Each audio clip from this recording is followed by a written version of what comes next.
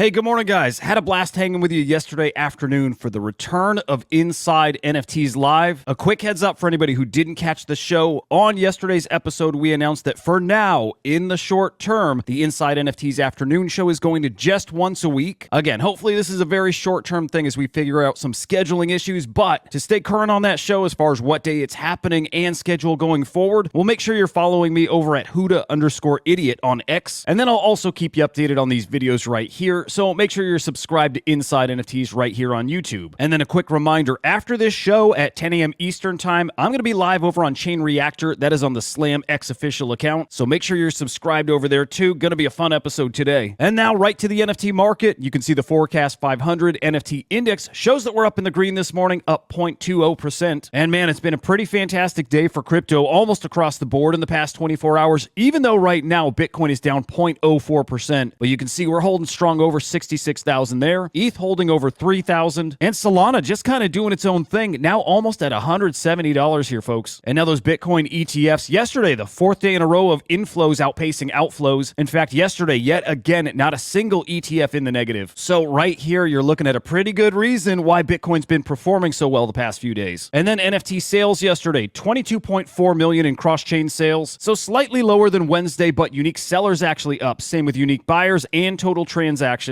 And trade profits in the negative. You can see negative $856,000. But today, so far, $139,000 in the positive. Let's see if that holds. Let's see if we can build some momentum here. And as far as who's moving the market now, we have the general Ordinals collection there at the top, but volume certainly falling there. That's followed by the Red Hot Fantasy top, the Backwoods, D-Market, Guild of Guardians avatars, Node Monkeys, Dogezuki. Then we have DeGods, a second Backwoods collection. Interesting there. And OMB on Bitcoin rounds out your top 10. Now your top individual sales, man, it's a sea of orange here. We've got a Bitcoin Shroom at the top, followed by an OMB, a whole bunch of BRC20s yet again, and then a couple of CryptoPunks do sneak their way into the top 10 here at number 5 and 6. But just look as I scroll here, look at all these BRC20 bundle sales. And again, let me remind you that when we see BRC20s cook, usually a leading indicator that Ordinals are on their way to cooking too. I'm really feeling that's coming here. Now on Chain Reactor coming up in a few hours, we're going to get into floor prices on Ethereum, on Solana, on Bitcoin. For now, I want to look at runes and specifically the runes doing the most volume here in the past 24 hours. You can see pups pulling back from that giga pump they had yesterday, but Dog Go to the Moon up 9%. The Donald Trump rune, which is a small market cap, about 4.3 million, that's up 45% here. So fair to say it's a kind of mixed bag there in runes, but also fair to say it's not the easiest thing to trade those runes. A lot of building going on, hoping to address that issue. And you see that right here with Runes Terminal, which is a Runes Launchpad. Well, these guys are partnering with the Say network, the Say blockchain, and they're building out some infrastructure to be able to trade these runes on other blockchains. That's kind of a big deal, guys. And then staying in the world of Bitcoin, man, it sure looks like Blur is going to be integrating Ordinals trading. This is pretty interesting. Right now, we have some sleuths that have found that in Blur's source code. I'll keep you posted on any updates here, but that's a big deal. Now, on the PFP side of things, we have some updates from some of the biggest projects here in the scene. Starting here with the DeGods, who made a simple announcement.